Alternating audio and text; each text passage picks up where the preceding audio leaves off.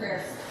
Lord, I thank you for this opportunity that we have as ladies to meet. I thank you for, in particular, this study where we have different ladies from the Bible that we can learn from and glean things from. And I pray that that will help us today.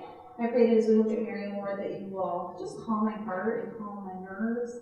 Help me to be slower in speech than I normally am. Help my thoughts to just be calm. And I pray that you will just fill in the gaps of the things that I didn't think of to say or the things that I didn't think to apply.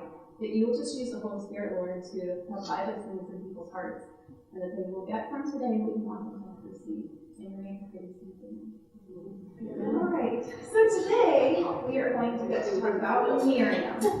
And I think, like all of the ladies that are in this book that Sarah showed you a couple weeks ago, I think we know all of the ladies that are presented in this book. So Miriam is no different. I think all of us in this room have probably heard of Miriam before in some way, shape, or form. But there were some things that I learned about Miriam this week, and I hope that they'll interest you and that we can all learn those things about her. One of the first things that really struck me was a passage in Micah 6:4, and I'm just going to quote it to you. It says, "For I brought you from the house of slavery, and I sent before you Moses, Aaron, and Miriam." So Miriam is mentioned as being one of the leaders who are helping to bring the Israelite nation out of bondage. And I thought that was just really neat, because I guess whenever I think of the leading of the Israelites out of Egypt, I think of Moses. I sometimes will think of Aaron, and I know Miriam is a part of that story, but I don't even think of her as being one of those leaders, but she really was. In Barnes' notes on the Bible, it says that Moses was given as the lawgiver to deliver and instruct, right? We see him have that role. And then we see Aaron, he was the priest who was supposed to atone for the people. And then we also have Miriam, and she was a prophetess. So she would receive the word from the Lord, and she would give it to the people as well. Matthew Poole's commentary said, after describing the offices of Moses and Aaron, that Miriam was a prophetess. She was to be an assistant to her brothers, and she was an example and a counselor to the women. So God furnished them, the Israelites, with Moses, who was a magistrate, and with Aaron, who was the priest, and then with Miriam, who was the prophetess. So she really had a very unique role. One of the other things that I learned, I listened to a message by John MacArthur on Miriam this last week, and he pointed out, I didn't know this, but apparently the name Mary that we see in the New Testament comes from this Old Testament name, Miriam. So she was someone who, centuries later, that women in the New Testament were wanting to name their daughters after Miriam because she was such a significant character and a person to them. She had such a huge role in the lives of the Israelites. And I just really never realized that before. So I thought those things were very interesting. So today we're going to talk about 3 instances where Miriam is mentioned in the Bible. She's mentioned just a handful of times. And we're going to talk about 3 of those times. And I'm going to just room through. I'm going to quote from the Bible study book here that said, someone once said that the hardest instrument to play is second fiddle. And it was this assignment that God gave to the woman Miriam. Though she was the oldest in the family, Miriam grew up in the shadow of her 2 younger brothers, Aaron and Moses. She would become one of the most prominent and respected women in Israel, but she would struggle with following the lead of her baby brother. So we're going to talk about that today too. So first, though, we're going to see Miriam as a bold and obedient daughter. So we're going to jump into our Bible, so I want us to open up to Exodus 2. And as you turn there, just going to go back to Sunday school as a child for a little bit and just remind us what is happening here in this story before we jump into the passage. The Israelites have been slaves in Egypt for 400 years. They are waiting to be rescued. And at this time, the Israelite people are growing as a nation. They are having babies like crazy. And Pharaoh is scared of this nation who he knows if they chose to rise up, they could defeat and kind of smack down the Egyptians. And he was terrified by this, so he put them into slavery, into bondage. And he also wanted to stop their numbers from increasing, so he told them that they needed the midwives needed to start killing any baby boys that were being born. However, the midwives, praise the Lord, they had fear of the Lord, and they would not do this job. And so Pharaoh goes a step further, and he's like, well, the midwives aren't doing it for me, so he just tells the Egyptian people that when you see the newborn boy, kill him, throw him into the river. So like here's our overall story, and so now we're zooming in onto this one family here, and let's read Exodus 2, verses 1 through 4. Now a man from the house of Levi went and took his wife, a Levite woman. The woman conceived and bore a son, and when she saw that he was a fine child, she hid him 3 months. We're talking about Moses here. When she could hide him no longer, she took for him a basket made of bulrushes and daubed it with bitumen and pitch. She put the child in it and placed it among the reeds by the river bank. And his sister stood at a distance to know what would be done to him. So here we have the very first instance of Miriam. She's not even mentioned by name, but you notice her bravery. She has been told, most likely, by her parents to go with the basket, to stay with the basket. In Israel tradition, says that Amram and Jochebed, Moses' parents, had received a message from the Lord that their son would be saved and would be used by God. Now, obviously, that is not recorded in the Bible. This is just Israel tradition. The historian Josephus records this. So if that's something that did happen, no doubt Amram and Jochebed wanted to come up with a plan to help save Moses, their son. So they came up with this plan to put him purposely in the river. There's a movie that my kids really like to watch, The Prince of Egypt. And in that one, they randomly just put the baby in the water, and it's this ferocious torrent that he travels down as in this basket, and just happens up upon where Pharaoh's daughter is bathing. And I don't think that actually is what happened. I think that Amram and Jochebed had a very purposeful plan. They knew that Pharaoh's daughters would be going down to bathe there, and I think that they purposely placed the basket there, hoping that she would find that baby and do exactly what happened.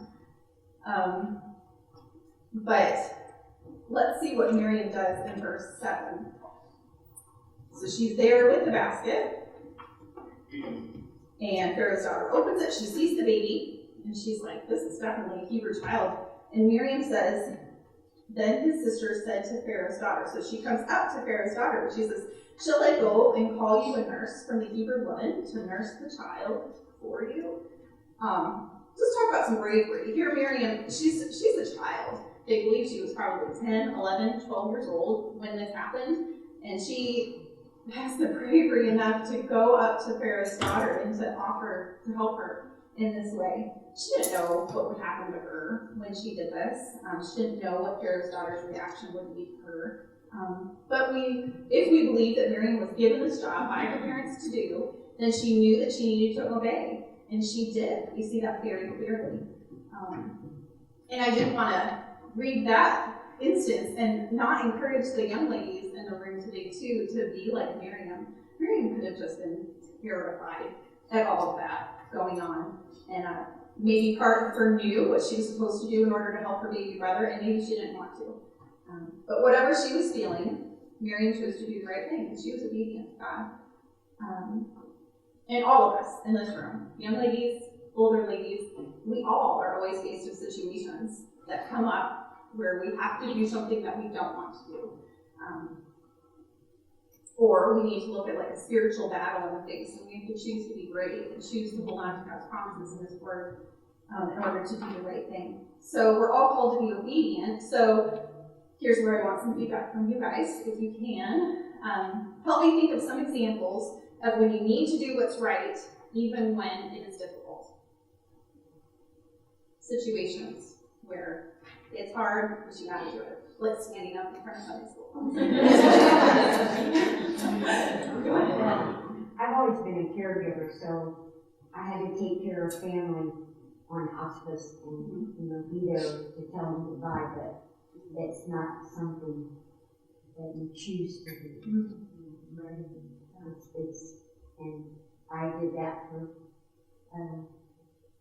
My husband died, and my aunt at 91 or 95, and my cousin's wife, and I was with them all that 1 year as they passed, and it's hard.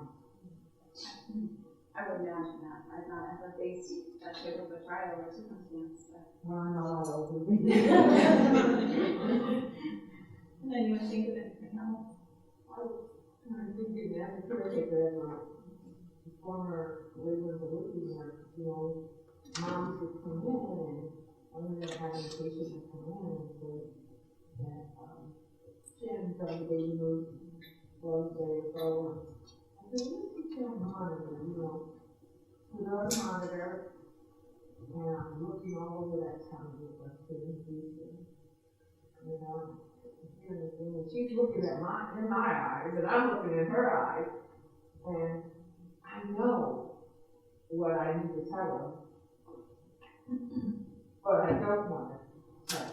And then I said, wait a second, and I went out and had a doctor, because I was like, I need to help him with this doctor, and I'll let you, because I just couldn't, I knew I should have, but I couldn't. And then I ended up, he confirmed that I prayed for her.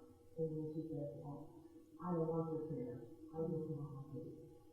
And that just stuck with me all those years. I should have just, there's something, I kept thinking it wasn't my job to be the doctor, but we were. And you were there in a supportive role and encouraging people to her, and that's very important. Jen, did you raise your hand? Yes, that is very true as well. And I think those were I was thinking more practical things too, things that I've never faced before. Those are some really hard things. I thought of, I was trying to think, younger ladies to older ladies, and I thought the younger ladies, maybe it's a struggle to obey your parents at times. Maybe your friends struggle with gossiping, and it's hard to know how to stop that conversation. I mean, that can be hard even as older ladies too. Maybe it's hard to submit to a difficult boss or to a difficult spouse. Maybe even correcting someone who's openly living in sin. Like the Lord is like, you see something and you know that you have to correct this person or help point them back to the Lord, and you just don't want to do it. Maybe confessing our own sins to somebody else. Like when you sinned against someone, and you know that you sinned against someone, and you have to apologize for it. That can be really hard. Or telling the truth in particular circumstances. Again, I thought of my own children in that we always try to tell them, it's better to just tell the truth. Let the consequences come as they do, but tell the truth always. So there's a lot of different things that we'll face, even sometimes daily you'll face things that you don't want to do, but you have to do it. And in this situation with Miriam, we see that she did what the Lord wanted from her, and then good things happened after she did that. In this particular situation, she was bold and she approached Pharaoh's daughter, and in return, she said, yes, please go find me a nursemaid. And Moses ended up being nursed. We don't know for how many years by his own mother. And his own family was able to love him and take care of him, train him for several years. So we can learn from her in that situation of being an obedient daughter. So next we're going to move on to the next time that Miriam is mentioned, and this time it's in Exodus 15. So let's turn there. And this time we're going to see Miriam as the leader and as an example. So at this point, Israel has just crossed safely through the Red Sea, and Moses leads the people in singing to the Lord. And that's, for sake of time, I'm not going to read it all, but verses 1 through 18 of Exodus 15 there are Moses and him and the men singing to the Lord. And then we see her mentioned, Miriam mentioned, in verse 20. Then Miriam the prophetess, the sister of Aaron, took a tambourine in her hand, and all the women went out after her with tambourines and dancing. And Miriam sang to them, sing to the Lord, for he has triumphed gloriously. The horse and his rider he has thrown into the sea. So here we see Miriam leading the ladies. They think that this song. So they think that the men were singing like this first portion that Moses was singing, and that this part that Miriam is singing is kind of like a chorus, like what we would have nowadays, where we like insert chorus in after every few verses or whatever. So they think that that's what was happening here. And so Miriam's just leading the ladies. She grabs these instruments and she starts dancing with the ladies, and she's leading them in this joyful worship to the Lord. And talk about a good, godly way of showing leadership. I think this is so funny. I grew up in a church where like dancing was taboo, and yet here we've got Miriam leading the ladies in this joyful, praiseful worship to the Lord. Just a joyous occasion. The Lord has just led them across the Red Sea. They now are free, and she is using her gifts and her influence for good among the ladies. She chose to openly praise the Lord, and then she's also just using her talent for her music and for her poetry. For the people who are with her. So how are you using your gifts or your influence for God? Every single person in this room has someone who you're influencing. You also have talents and abilities that have been given to you by the Lord. So how are you doing with those gifts? So older ladies in the room, I immediately thought of our last ladies session on Titus 2. The older ladies are told to be teaching the young woman to teach what's good. You're to be training the younger woman how to love their husbands, their children. You're supposed to be teaching us how to be self-controlled, to be pure, workers at home, kind, be submissive to our own husbands. So who is it around you that you are doing these things, that you're teaching these things to? Maybe your daughter or your daughter-in-law, maybe some other ladies in a small group. Maybe it's a co-worker who needs someone to help them. Or maybe it's another single woman who just needs encouragement from the Lord, and you have that ability to give that to her. I thought of women with like young children in the room. Remember that call of Titus is also on us to be teaching our very own daughters in our own home how to do all of those things as well. And we ought to be doing that with a good and gracious and a loving manner. I help I'm not a leader, but I help with the worship team once every month. And when there's a special event and I also do the ministry. Yeah. And that goes right along with some of the things that I was going to be mentioning still here too. To the single woman, God also has called all of you, all women in general, to be life givers. We should be feeding into other people's lives, whether you're married or single. This is something for everyone. So who are you influencing? If it's not people in your very own home, there are other people that God wants you to be blessing.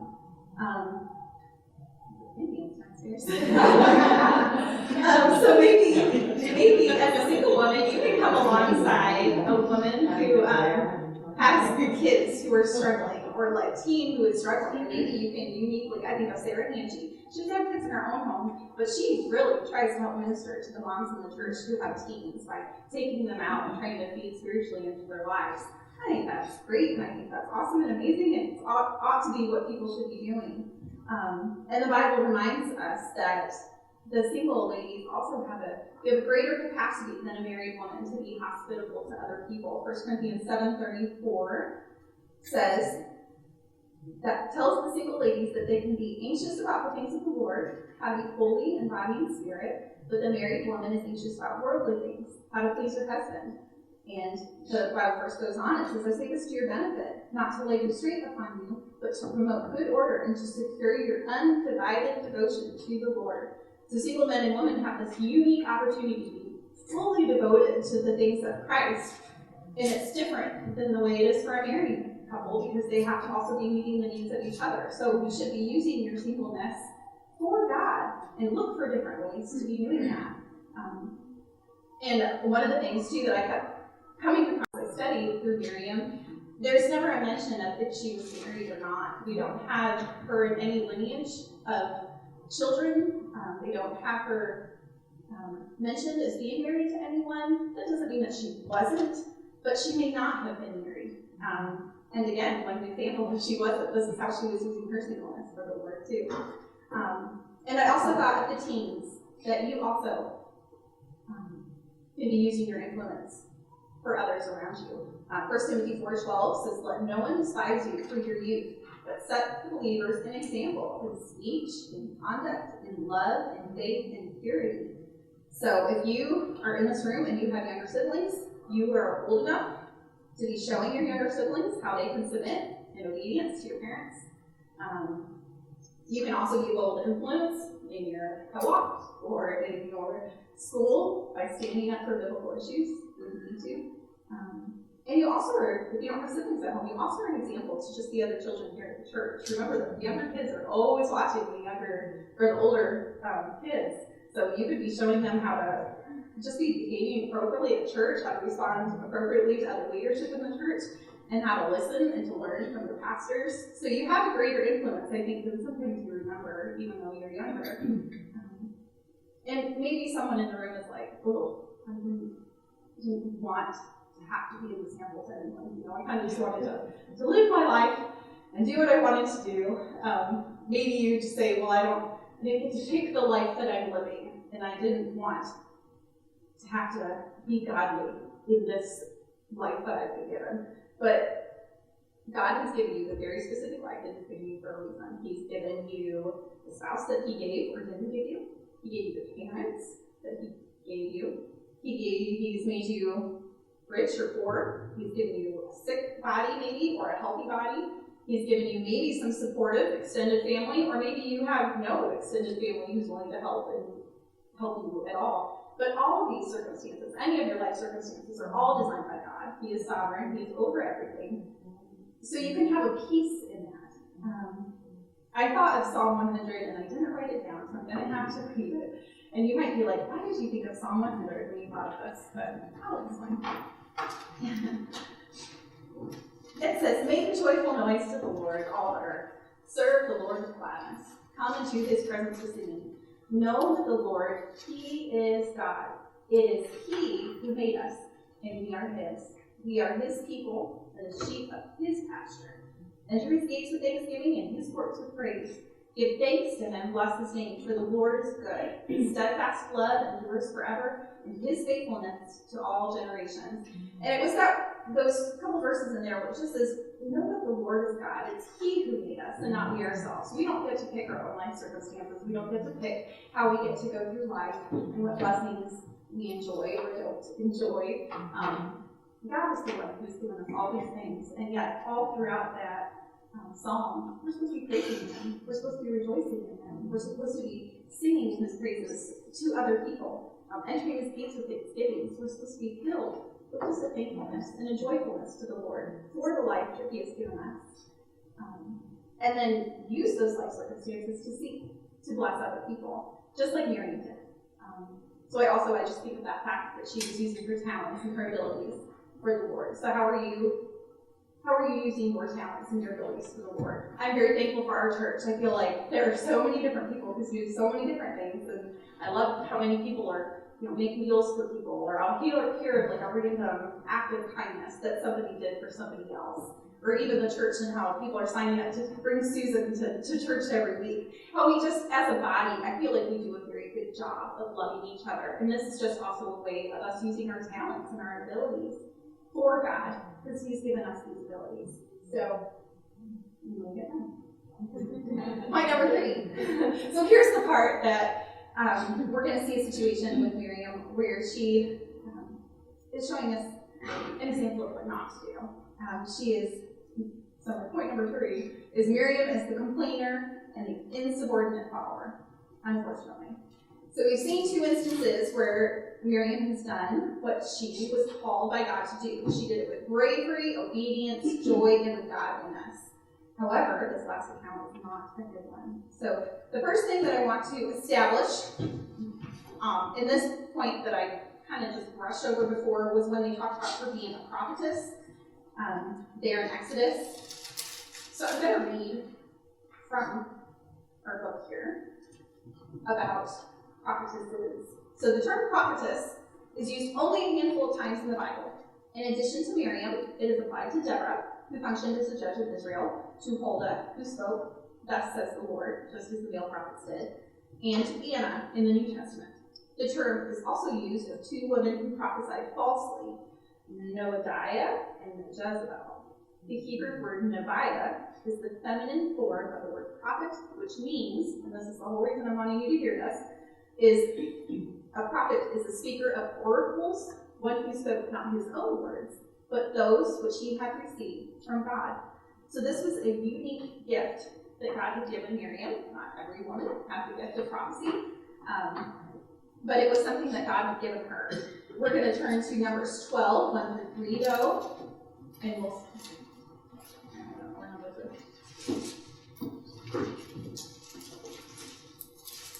And we're going to see how, even though Miriam had this amazing gift from the Lord, she still fell in sin. So, starting in verse 1, Miriam and Aaron spoke against Moses because of the Cushite woman whom he had married, for he had married a Cushite woman. And they said, has the Lord indeed spoken only through Moses? Has he not spoken through us also? And the Lord heard it. Now the man Moses was very meek, more than all people who were on the face of the earth. So in this passage, we see two things that Miriam and Aaron have a complaint about. But the thing that we need to see here is that it actually is Miriam who's the one bringing the complaint. If you look up the Hebrew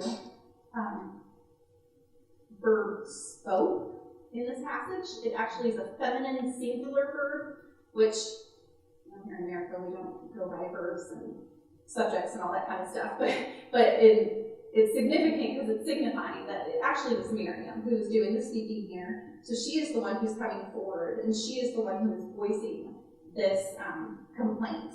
Now, obviously, Aaron must have been like, he had to have agreed with her in some way, shape, or form. Otherwise, he probably would have been like, no, I'm not going with you. We're not going to talk to Moses about this. So he must have agreed with her, but she bears this responsibility of being the instigator, just for the fact that it's indicated that she's the one who spoke all these things. And here in this passage, again, it's unknown if they're actually complaining about the wife Zipporah that we all have heard about mentioned in the Bible before. We know that Moses married Zipporah before he had even gone into Egypt to help rescue the Israelites.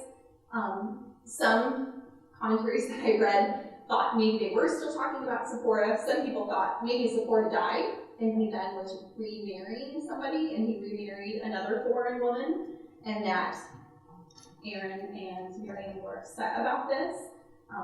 And the thing that they may have been upset about is that God did warn against marrying people from other nations and people groups, because that might lead their hearts away from God. But we obviously know that Moses' heart wasn't being turned away from the Lord. So this was an unfounded complaint that they had. The second complaint, or the accusation against Moses, is then just flat out questioning his authority. Has the Lord indeed spoken only through Moses? Has he not spoken through us also? Which is true, because the Lord, she was a prophet, and we know this. So she did speak on behalf of the Lord at times. But we also know that Moses was given that greater leadership. And I'm going to go ahead and read the later on. It says, the Lord comes to them, because the Lord is mad, and he's angry about this, and he calls Moses and Aaron out. And so the three of them come out, and the Lord came down in a pillar of cloud and stood at the entrance of the tent and called Aaron and Miriam. Can you imagine the fear? And they both came forward, and he said, this is God, hear my words. If there is a prophet among you, I, the Lord, make myself known to him in a vision. I speak with him in a dream. So these are even ways that Miriam has heard from the Lord. I speak with him in dreams, but not so with my servant Moses. He is faithful in all my house. With him I speak mouth to mouth, clearly, and not in riddles, and he beholds the form of the Lord. Why then were you not afraid to speak against my servant Moses? And the anger of the Lord was kindled against them, and he departed.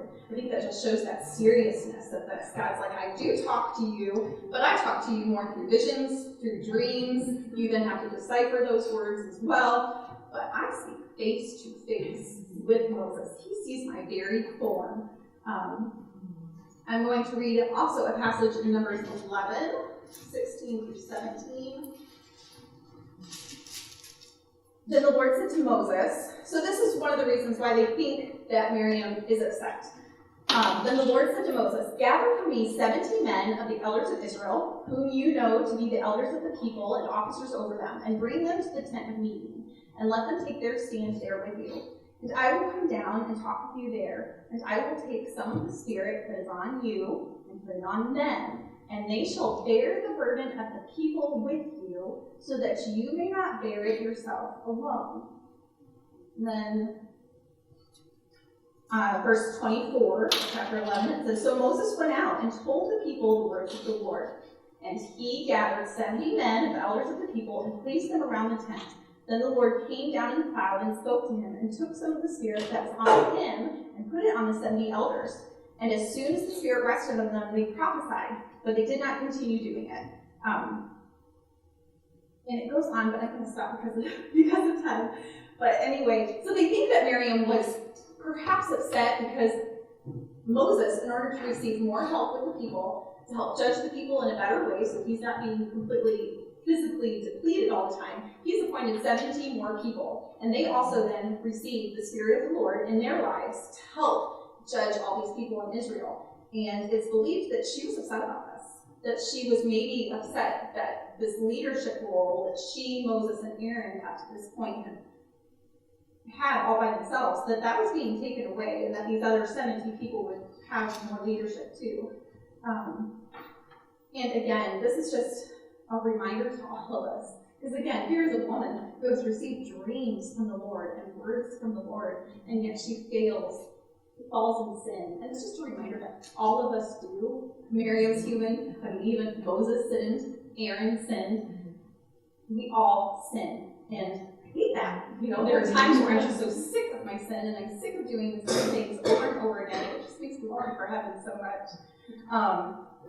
And I think, too, a reminder to all of us in this room to let's be gracious to each other, right? Like, we all are sinners. We all will wrong each other at times. And 1 Peter 4:8 says, love covers a multitude of sins. And so let's be gracious, forgiving, and hard to offend here at church. And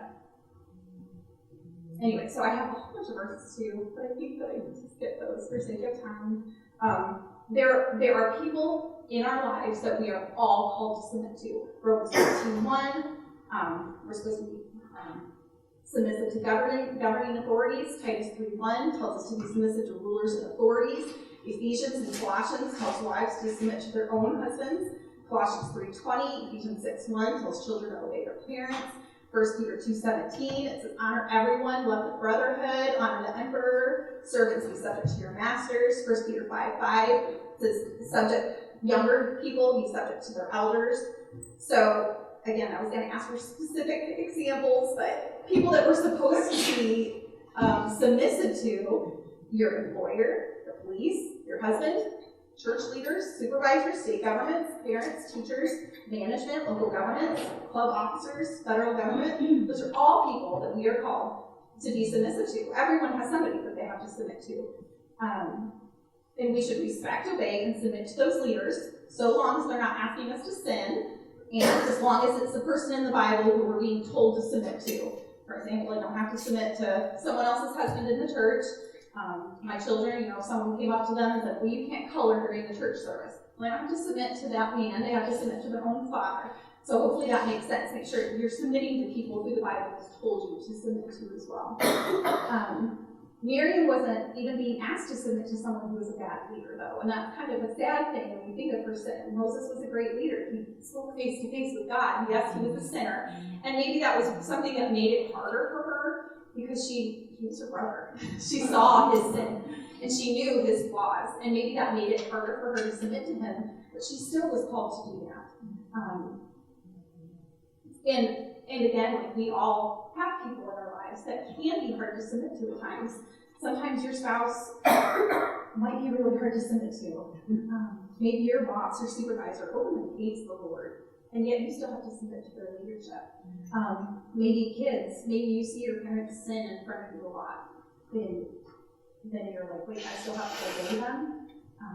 1 Timothy 2:1-2 reminds us that when you're submitting to people too, that we should have entreaties and prayers, petitions and thanksgiving, that we should be making those on behalf of all men, for kings and for all who are in authority, So our job is to obey, submit, pray, and treat the Lord for the authority in your life. Remember that God is sovereign over all of that, and He can help you. Almost done. I got one more thing. So I think really that's pretty much it. Just make sure that you're submitting to that God-given authority. So there's a lot of things here about Miriam that we can get really good things from, right? We saw her as an obedient daughter. We saw her as using her leadership for the Lord. And then we also can just learn and remember that all of us fail, all of us sin, and yet all of us are called to be under authority in some way, shape, or form. So let's do that to the best of our ability. And I hope that I'm really rushed for you. There was something I wanted to read to you guys. But I messed it. No, it's right. No, it was even a point before.